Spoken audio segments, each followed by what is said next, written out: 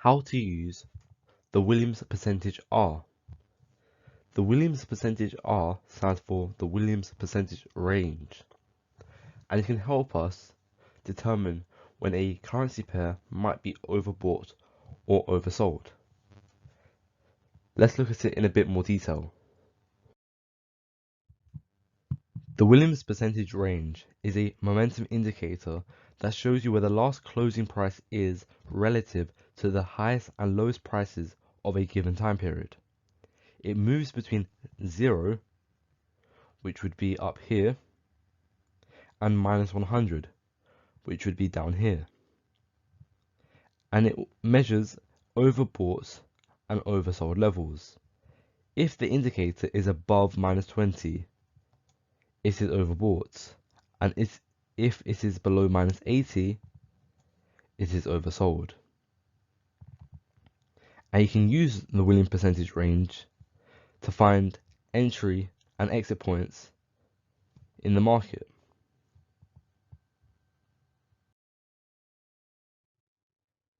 Here you can see that these two charts are the same, but the indicators are different.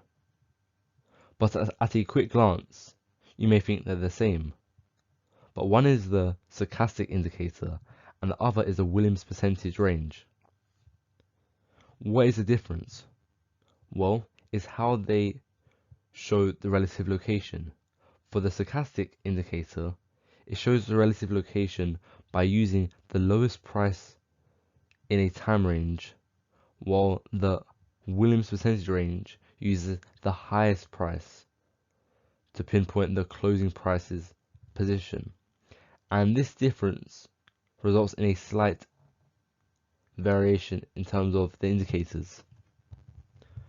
But in reality, the only real difference is how the indicators are scaled, because with the Williams percentage range, you multiply the number that you get by minus 100, and so what it really does is just inverts the stochastic indicator with just minor variations, because as you can see, they go to the overbought level for their respective indicator at roughly the same point. However, I would say that the Williams percentage range is more sensitive, so as you can see, it stays above the overbought level for a tiny bit longer than the stochastic indicator, and the same with down here relative to down here, it's just a tiny bit longer.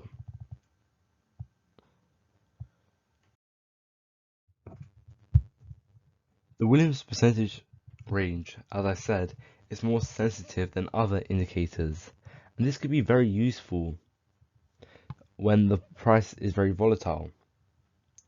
As you can see, if prices are maintaining their bullish or bearish momentum.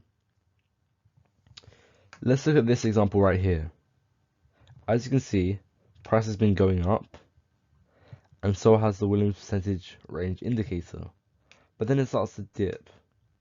This could be an early indication that price will fall, as this could be called negative divergence, as price is still going higher, but the indicator is coming down. You could also wait for a sell opportunity. This is a very good sign when using the Williams percentage range, as it shows that there is a failure with the momentum, and so a breakdown of the price should soon follow. Let's look at a buy example. We see the indicator leave the oversold area. So let's say that we are looking here, the indicator drops into the oversold area, but then it leaves, showing that the bearish momentum isn't very strong. So you would enter a buy when it goes back out of the oversold area.